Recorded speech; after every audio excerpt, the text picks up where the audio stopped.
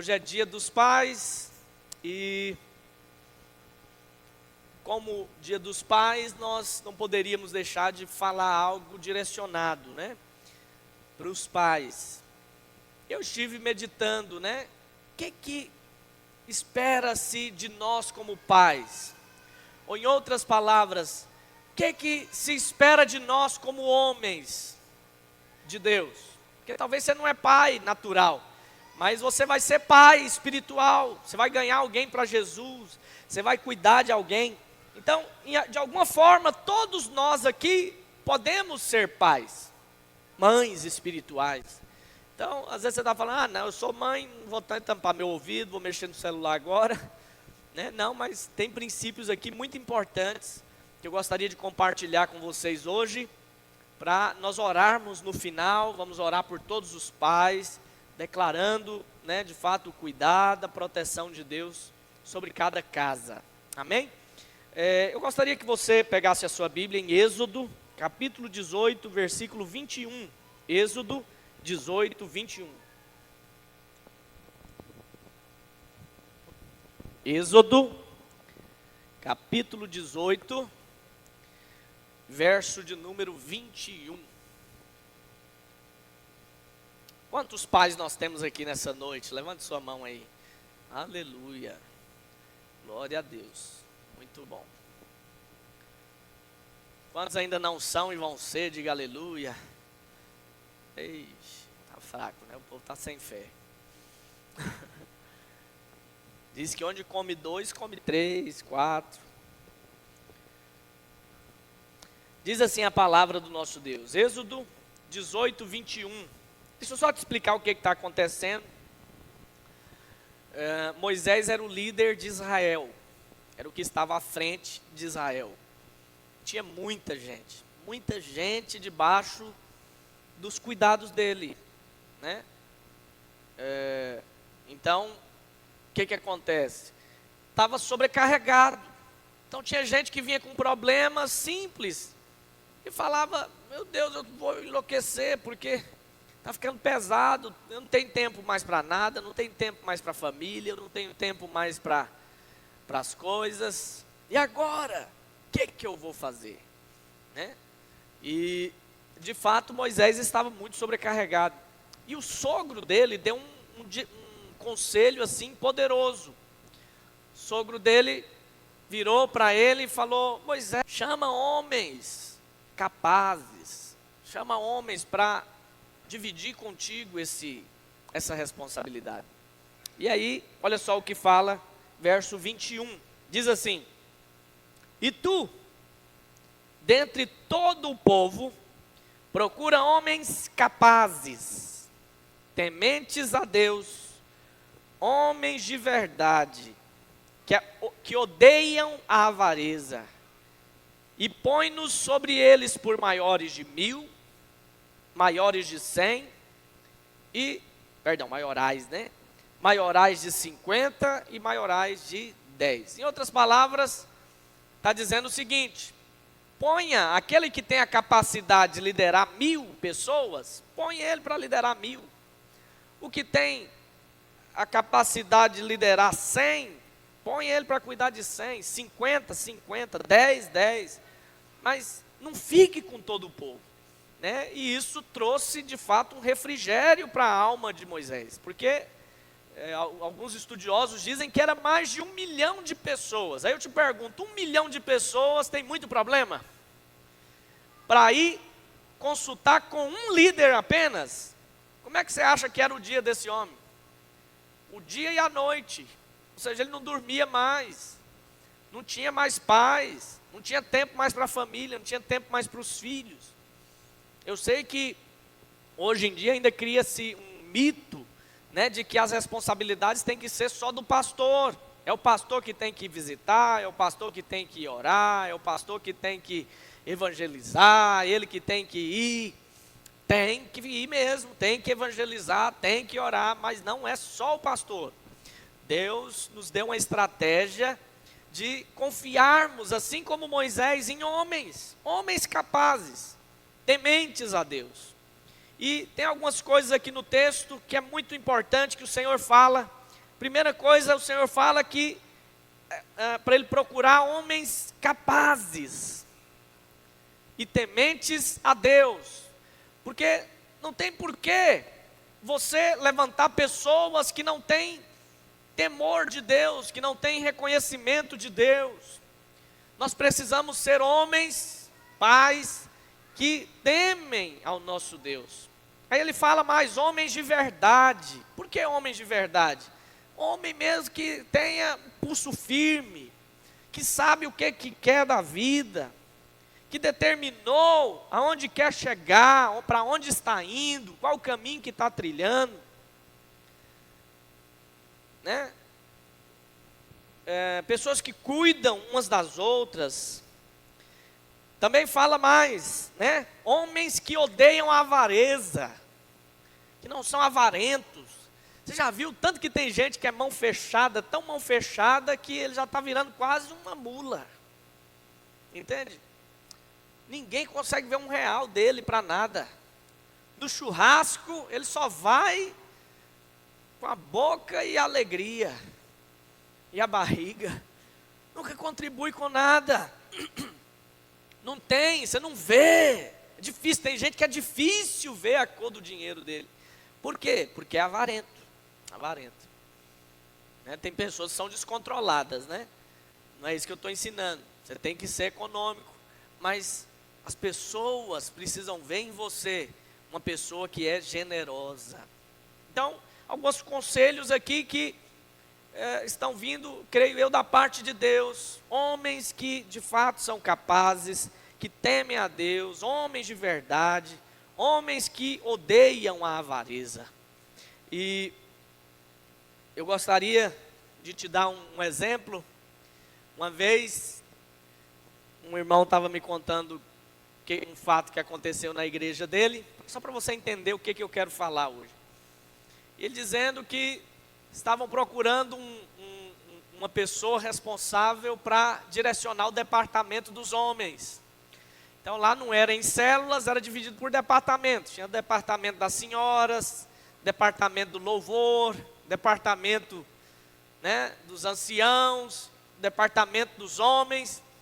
E procurou, quem vai ser o líder do departamento dos homens? Ninguém quis, até que chegou a mulher de um e falou, eu vou ser a líder então, do departamento dos homens.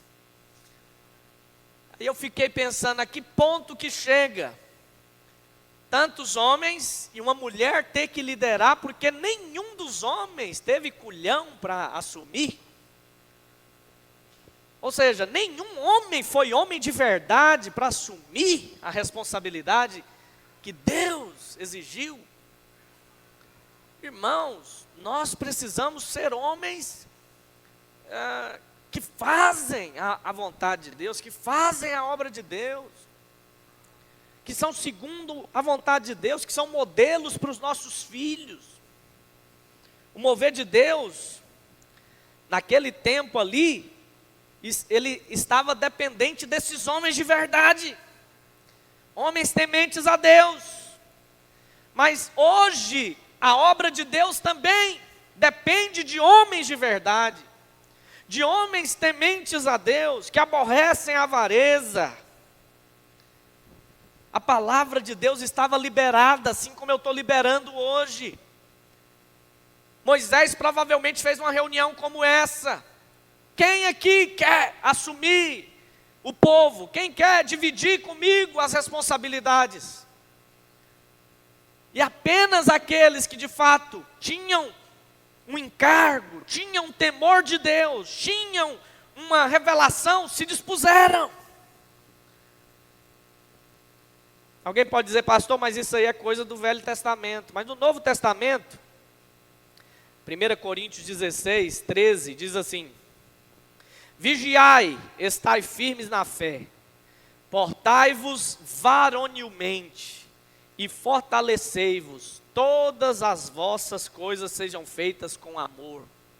Quando a Bíblia fala portai-vos varonilmente, ele está dizendo se comporta como varão.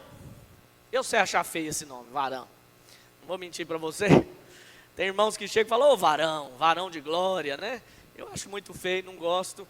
Mas a Bíblia está dizendo que nós temos que ser homens de verdade, em outras palavras. Seja homem de verdade, tome uma postura. Seja aquele que chama a sua esposa, que conduz a sua casa para um crescimento espiritual. Seja aquele que vai desafiar os seus filhos a crescerem espiritualmente.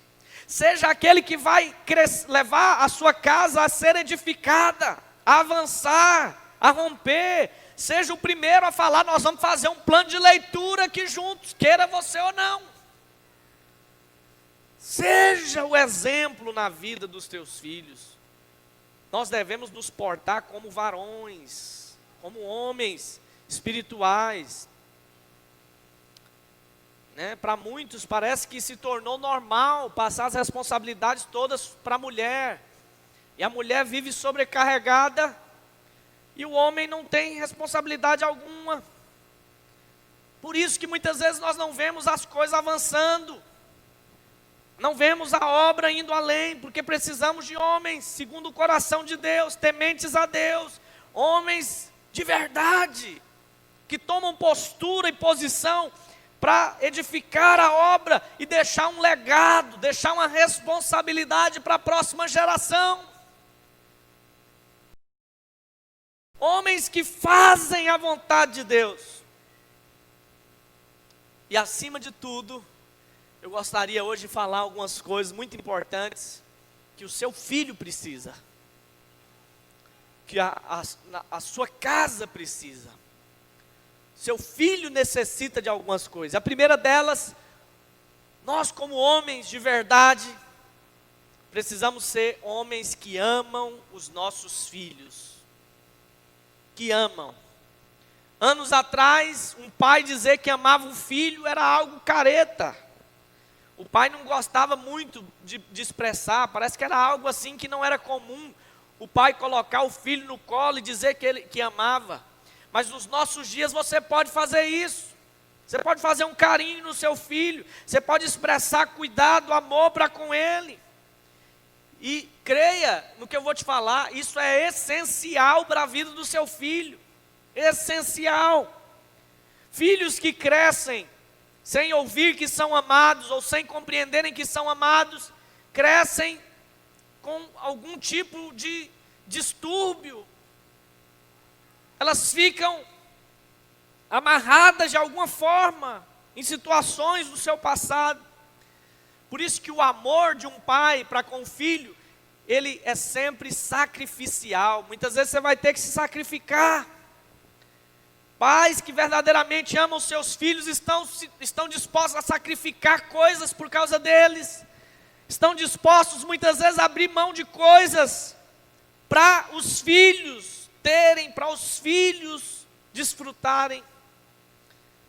Esses homens aqui estão dispostos a criar um ambiente de harmonia dentro das suas casas, no qual o seu filho vai crescer de uma forma saudável, onde ele vai se sentir aceito, onde ele vai se sentir amado.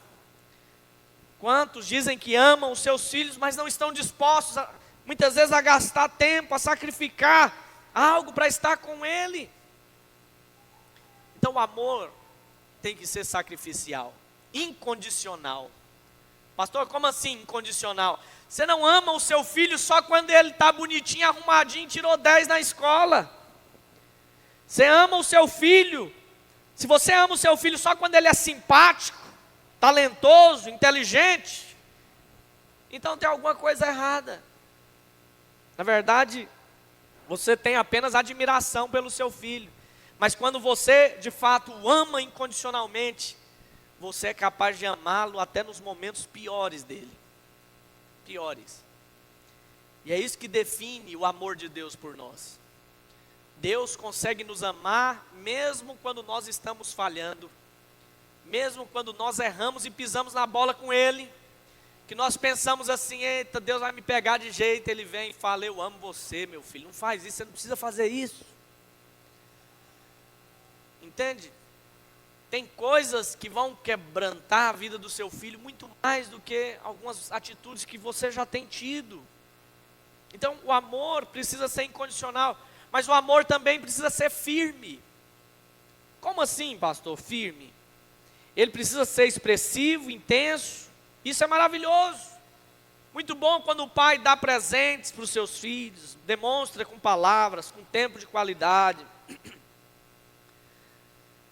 Mas muitos tendem a ir para um outro extremo, achar que o filho só vive disso. Não, o amor ele precisa ter o outro lado, ele precisa ser firme também.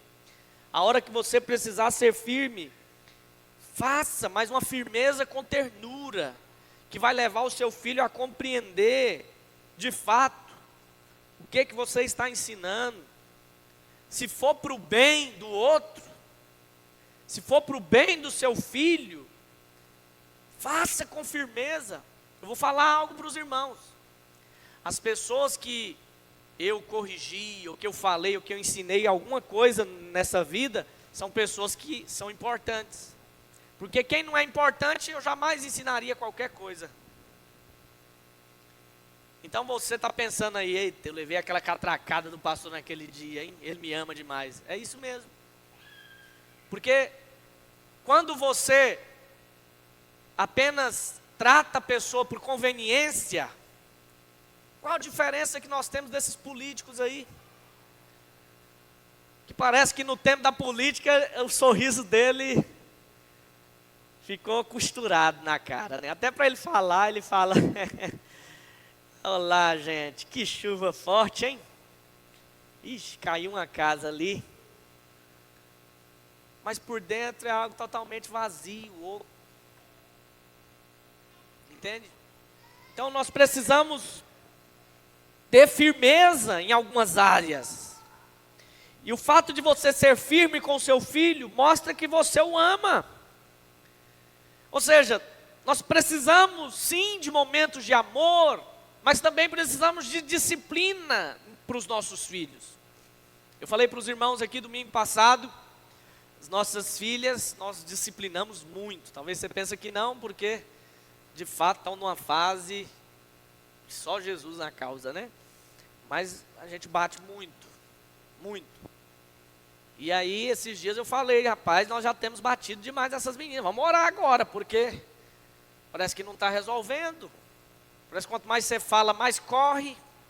Parece que quanto mais você fala, mais revira tudo, de cabeça para o alto. A gente sai de casa e fala, é para ficar sentadinha, vamos assistir o culto. Aí chega aqui. Então assim, tem coisas que nós como pais precisamos orar. Orar pelos nossos filhos, colocar diante de Deus. Então a disciplina ela é importante. Tendemos muitas vezes a pensar que a disciplina é algo ruim, mas creia no que eu vou te falar, a disciplina muitas vezes pode livrar o seu filho de coisas muito ruins lá no futuro. Tem um texto lá em Provérbios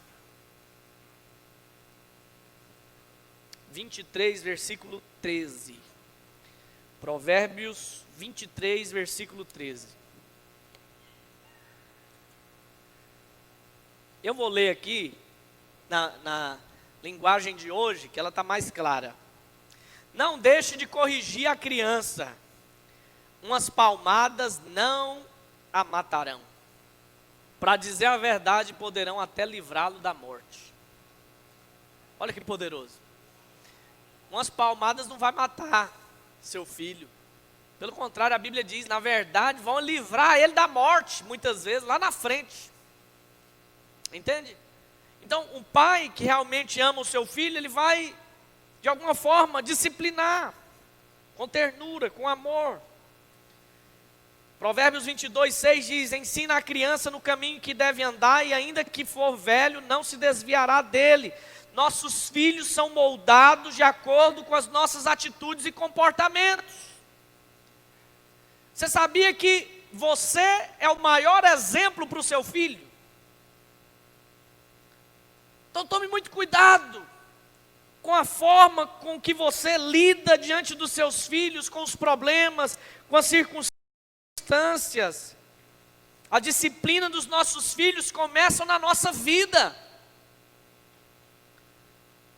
Nós educamos os nossos filhos, educando também a nós mesmos.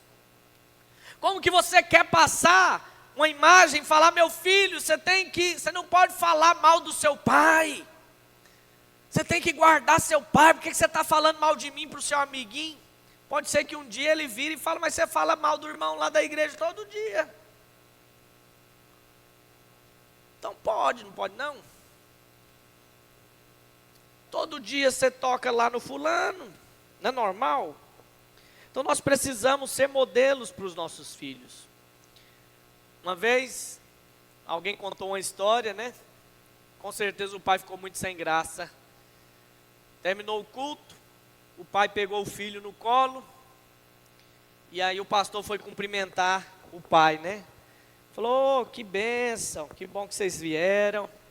Tem uma semana abençoada, vão com Deus. Aí o menino falou: ô pastor, eu não queria ir embora daqui. Falou: é mesmo? Que benção. Por quê? Gostou do culto? Falou: não, é porque meu pai aqui é outra pessoa. Ele até me pega no colo. Olha só aqui, ele está aqui na frente de todo mundo, nunca me xingou aqui. Entende? Cuidado com a forma que você tem passado a imagem para o seu filho. O seu filho é o maior tesouro que Deus confiou na sua mão. E quem vai definir se ele vai ser um fracassado ou se ele vai ser um vitorioso na vida é você. Você como pai. Você precisa pegar o cabresto da vida dele e direcioná-lo aonde ele deve ir. Guiá-lo para onde ele deve caminhar. Isso que nós temos que fazer. Precisamos ser coerentes. O que é coerência? O seu falar precisa estar em linha com o seu fazer. Quantos pais falam: vai orar, menino, mas não vê o pai orando? Vai ler a Bíblia, menino, vai caçar o que fazer, mas nunca viu o pai lendo. Entende? Então, aquilo que os pais fazem, os filhos vão imitar, né? Hora ou outra, os seus filhos vão querer se espelhar em você, vão querer fazer o que você faz. Não adianta nós tentarmos fazer com que os nossos filhos tenham mais educação do que nós mesmos. Não tem como. Nós somos o limite deles, né? Então a coerência significa isso. Significa também que as suas regras não mudam. Então tem pais que são doentes. Como assim?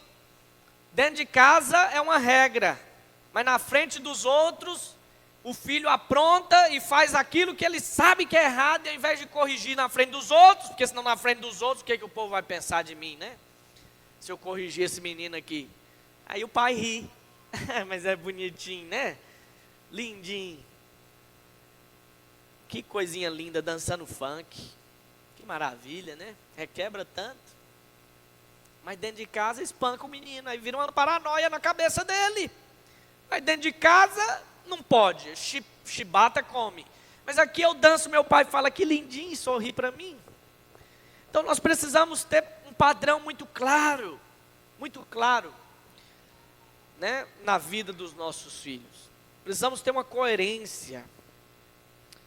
Homens de verdade, pais, segundo o coração de Deus, precisam se preocupar com o legado que estão deixando. O que você está deixando para o seu filho? Talvez você fale: ah, pastor, estou deixando uma moto para ele. Pois é, mas a moto está aqui 20 anos, vai virar um calhambeque, ninguém quer mais.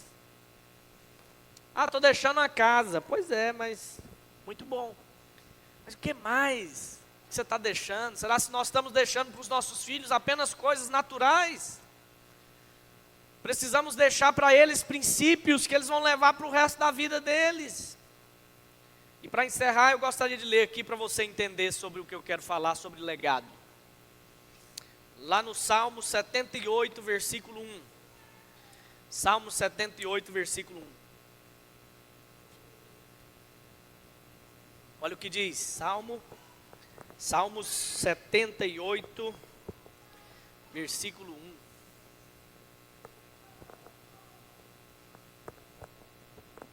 Diz assim, preste atenção nesse texto: escutai, povo meu, a minha lei, prestai ouvidos às palavras da minha boca, abrirei os lábios em parábolas e publicarei enigmas nos tempos antigos. O que ouvimos e aprendemos, o que nos contaram nossos pais, não encobriremos a seus filhos. Contaremos à vindoura geração, à próxima geração, os louvores do Senhor, e o seu poder e as suas maravilhas, e as maravilhas que ele fez. Ele estabeleceu um testemunho em Jacó, instituiu uma lei em Israel e ordenou a nossos pais que os transmitissem a seus filhos, a fim de que a nova geração os conhecesse. Filhos que ainda hão de nascer se levantassem e por sua vez os referissem aos seus descendentes, para que pusessem em Deus a sua confiança e não se esquecessem dos feitos de Deus, mas lhes observassem os mandamentos. E os que não fossem como seus pais, geração obstinada e rebelde, geração de coração inconstante e cujo espírito não foi fiel a Deus. Quando eu leio esse texto, eu lembro de uma história de um jovem, estava vendo um velhinho já lá com seus 90 anos plantando uma árvore. E ele um dia pegou um binóculo muito curioso, falou: deixa eu ver o que esse velho está plantando, né? Estava plantando um pé de jabuticaba. Ele pensou: meu Deus do céu, pé de jabuticaba vai durar aí de 15 a 20 anos para dar os primeiros frutos. Será que esse velho está tendo esperança ainda de que ele vai comer do pé desse fruto? Ou será que ele não sabe que demora esse tanto? Vou lá. Chegou lá, perguntou para o senhorzinho: o senhor está plantando o quê? Jabuticaba mesmo? Ele falou: é, jabuticaba. O senhor sabe quanto tempo que dura para você comer dessa fruta? Eu sei, uns 15 a 20 anos. É mesmo? O senhor está com essa expectativa de vida? Ele falou: não, meu filho, eu não sei nem se eu aguento dois anos a mais. Ele falou: então por que você está plantando isso aí se você não vai comer? Ele falou: é porque eu estou plantando para os meus netinhos desfrutarem. Ou seja, o legado desse senhor, o que ele estava pensando é: eu estou deixando algo aqui para os meus netos. Ele está deixando um pé de jabuticabeira. O que nós estamos deixando para os nossos filhos? Será se nós estamos passando para eles princípios que são além das coisas naturais? Além daquilo que os olhos podem ver? Será se nós podemos compreender a riqueza das coisas de Deus? Porque a Bíblia fala: buscai as coisas lá do alto, porque as daqui da terra são passageiras.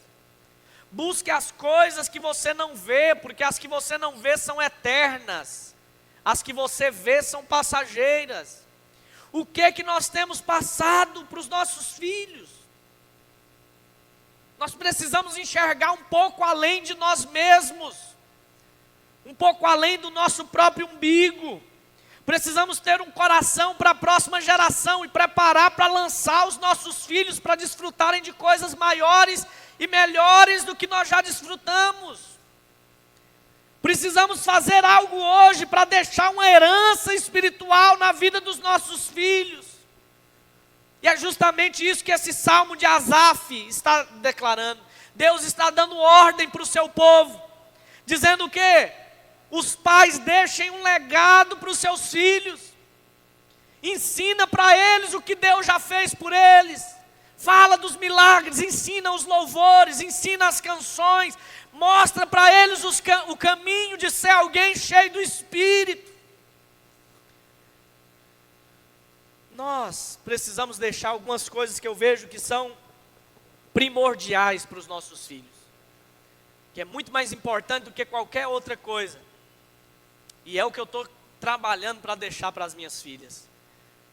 E eu gostaria de compartilhar com você algo do fundo do meu coração mesmo, e você medita se isso de fato vai ser ou não a partir de hoje um propósito para você também. Eu acredito que uma das coisas mais importantes para eu deixar para as minhas filhas é a confiança em Deus. elas entenderem que existe um Deus que as ama, de um Deus que pode fazer qualquer coisa que elas quiserem, não porque elas merecem, não porque elas são boas, mas porque elas são amadas pelo Senhor. E é justamente isso que Asaf está falando no Salmo. Olha só o verso 6, volta um pouquinho. Verso 6. A fim de que a nova geração os conhecesse, filhos que ainda hão de nascer se levantassem, por sua vez os referissem aos seus descendentes. Ou seja, filhos que ainda vão nascer, possam conhecer quem é Deus, que os seus filhos conheçam o Senhor, que os seus filhos expressem e vejam por meio de você o amor que elas precisam expressar diante de Deus. Eu lembro, há um tempo atrás, eu conversando com a filha de um casal aqui da igreja, hoje eles não estão mais conosco, e aí eu falando com ela, e aí, por que você não consegue se envolver? Por que você não tem assim, essa abertura? Me parece que você é muito fechada, está acontecendo alguma coisa, tem algum problema? Ela falou, pastor, não consigo estar numa igreja que meus pais falam mal de você o dia inteiro. Que os meus pais não têm consideração alguma, eles estão lá na sua frente sorrindo, mas por trás são falsos. Apunhalam, falam mal de tudo e todos na igreja. Como que eu vou ter prazer de estar num lugar desse? Como que eu vou ter prazer de ir para uma igreja dessa? Aquilo ali é o pior lugar do mundo para mim. Por quê? Porque os pais deixaram transmitir isso. Foram tolos. E passaram isso sem nem perceber para a filha. Sem nem perceber. Nós temos que tomar muito cuidado com a imagem que nós passamos da igreja para os nossos filhos. Será que temos passado uma imagem que é um lugar muito ruim? Para aquele trem lá. É o jeito, né? Senão aquele pastor vai ligar. Vamos lá, tem o que fazer mesmo. Qual é a visão? Qual a imagem que nós temos deixado para os nossos filhos?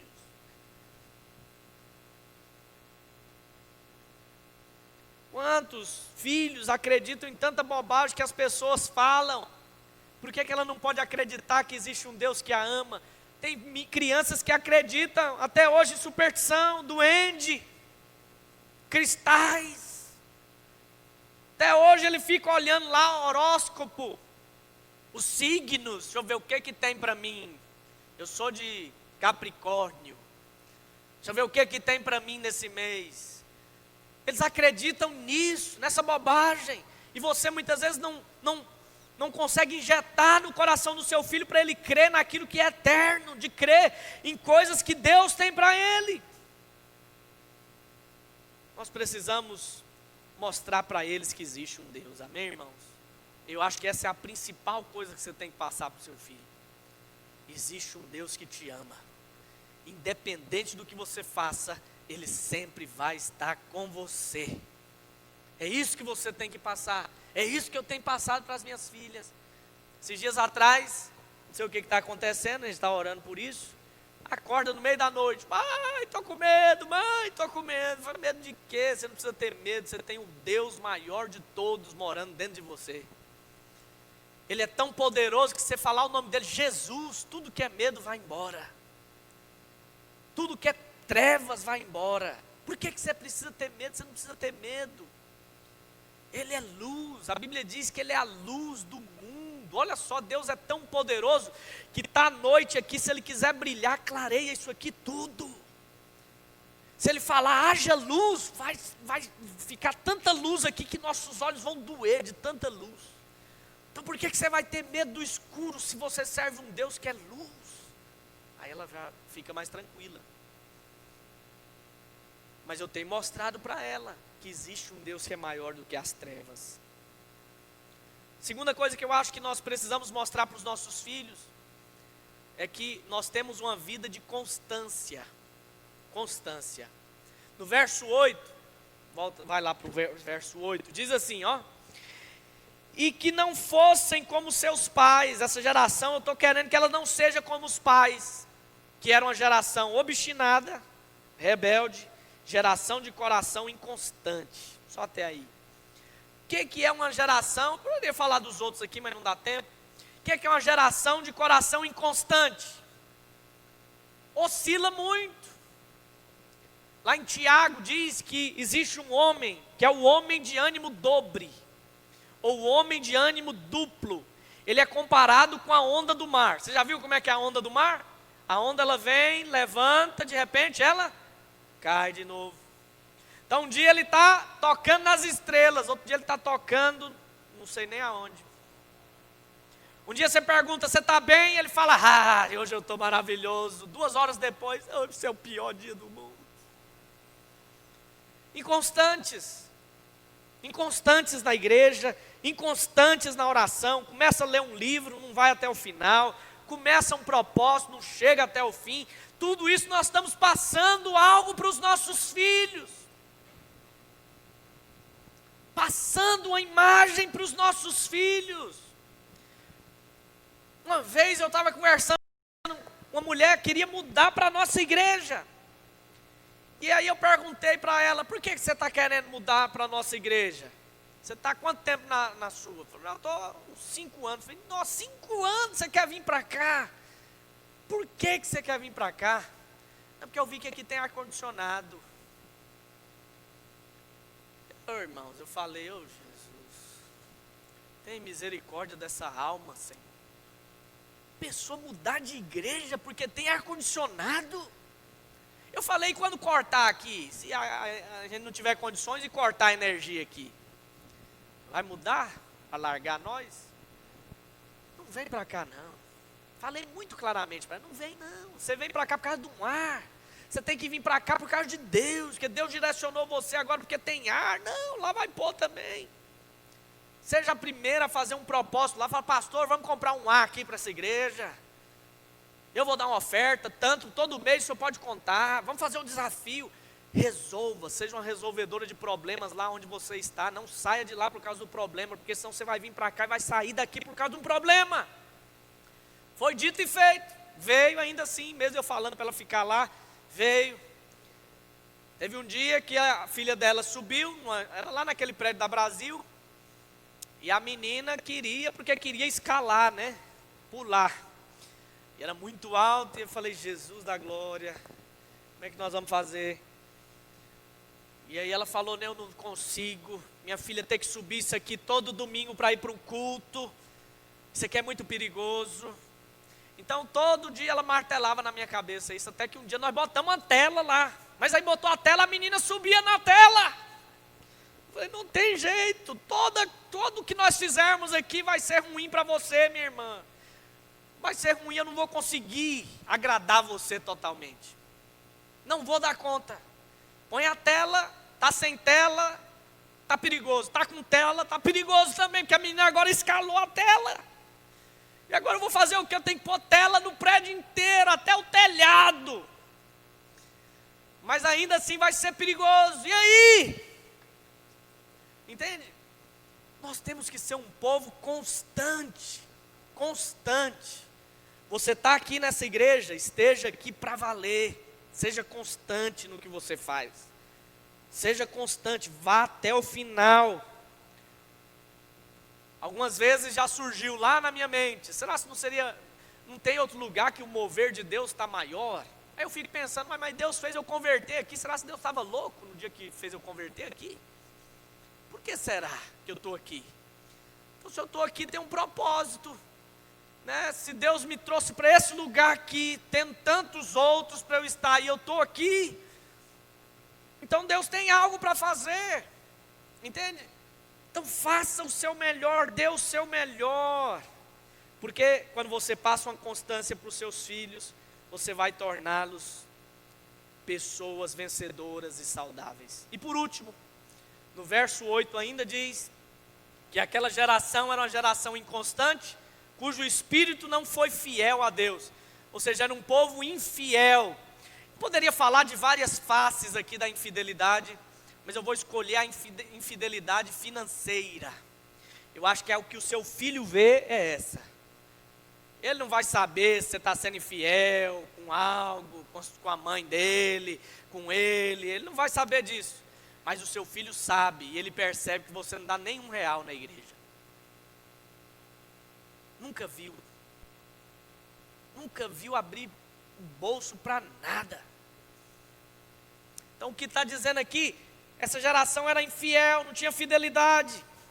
Nós precisamos ser um povo que passa o coração para os nossos filhos. Olha, irmãos, hoje minha renda ela é diária, minha entrada é diária, os irmãos sabem disso. Tem um Guaraná lá, todo dia entra um dinheirinho. Todo dia eu faço questão de chamar minhas filhas. E aí quando eu chego, a maioria das vezes ela pergunta: e aí papai, ganhou muito dinheiro hoje? Eu falo, ganhei demais. E aí elas já lembram do presente. Dá para comprar um tablet? Dá para comprar uma bicicleta para mim? Eu falei, não é assim não.